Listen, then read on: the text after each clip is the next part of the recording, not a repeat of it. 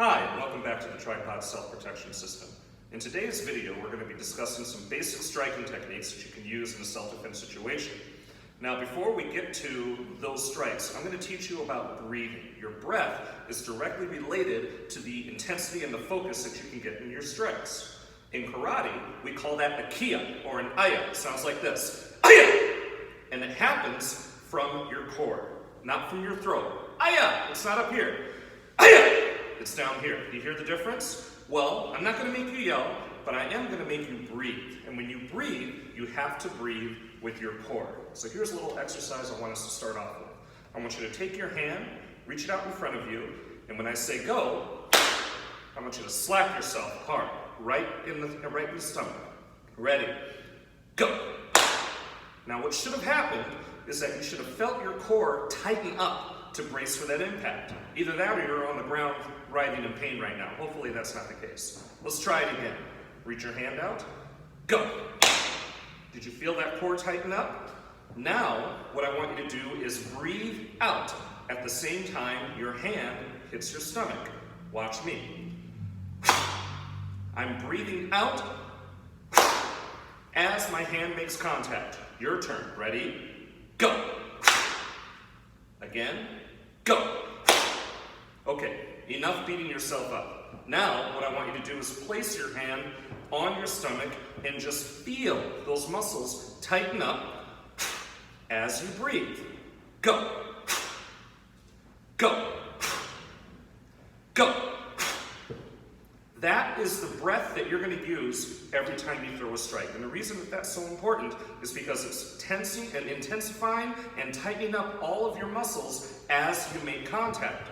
Now the next concept we're going to focus on, before we get to our strikes, we're almost there, is hard weapon, soft target, soft weapon, hard target. I want you to remember that. I'm going to say it again. Hard weapon, soft target. Soft weapon, hard target. What I mean by that is you're going to take a hard part of your arm or your hand, or a soft part of your arm or your hand, and you're going to hit the correlating target with it. That ensures that you can inflict damage without taking damage. And that's how somebody small is able to defend themselves against somebody large, by focusing on those targets that make the most sense with the weapon that we're trying to pair them with. So here's what I want you to do. I want you to step back and get your hands up in that defensive position that we talked about. Again, the feet are in an L shape, hands are up in a stopping motion. Now the first strike we're going to work on is called a palm heel strike. You're taking the palm of your hand, which is a soft target, and we're striking either the nose or the orbital bone, which is a hard target, striking bone with meat, not bone on bone. You're going to do damage without taking damage. I want you to take your back hand, curl your thumb and fingers in to protect them, and I want you to lock that arm out. I'm going to turn sideways so you can see. I'm taking my back hand and I'm locking that arm out and shooting it up at my target. Notice what else is happening.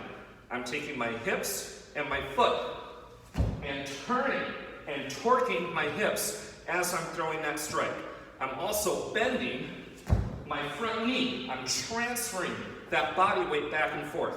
All of this is essential in order for someone small to defend themselves against somebody large. So when you throw that strike, I want you to add that breath into that strike. Let's try it. Hands are up. Take that back hand. Curl the thumb and fingers in. When I say go, twist and strike with that breath. Ready? Go. Back. Go. Back. Go. Back. Go. Back. One more. Go. Back. Now, let's talk about what just happened. You locked that arm out, hitting with that soft, meaty part of the hand to the attacker's nose. What happens if you get hit in the nose? You ever been hit in the nose? Your eyes water up, makes it hard to see. Sight is one of the legs of the tripod. Your nose kind of gets clogged up, makes it really hard to breathe. Breath is one of the legs of that tripod. With one strike, we've taken out two legs of that tripod, where we really only need to take out one. But that's the beauty of efficiency. Let's try it again. Hands are up. Curl those fingers and thumb in. Go. Back. Are you breathing? Go. Back. One more. Go. Back. Excellent. Now, you're going to take your back leg and do what's called a back leg front kick. We're going to strike with the ball of our foot, or honestly, if you have a shoe on, really doesn't matter. Hitting with the front of that shoe, and we're aiming for the groin. Again, I'm going to turn sideways so you can see. I'm taking that back leg, I'm going to pick it up, and bend my knee nice and tight. Hands are up for balance. I bring that leg back down. Again, leg comes up, bend that knee nice and tight, and back down. Now, a front kick is a snapping technique. I'm going to take that leg, and I'm going to snap it out and back. Out and back. Fast. Fast. And I'm driving that foot right into that attacker's groin. Now let's think about that for a second. If you get hit in the groin hard, your eyes are closed, you cannot see. You can't breathe, you're too focused on the pain, your legs buckle, you can't stand. We've just taken out all 3 legs of that tripod with one strike. Let's give it a try.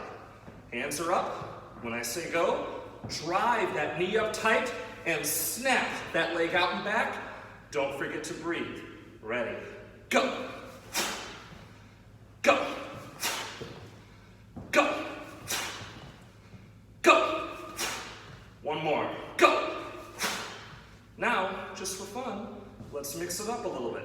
Hands are up. If I say palm heel, twist and palm heel. If I say front kick, snap that leg out and front kick. Ready. Palm heel. Front kick. Palm heel. Front kick. Palm heel.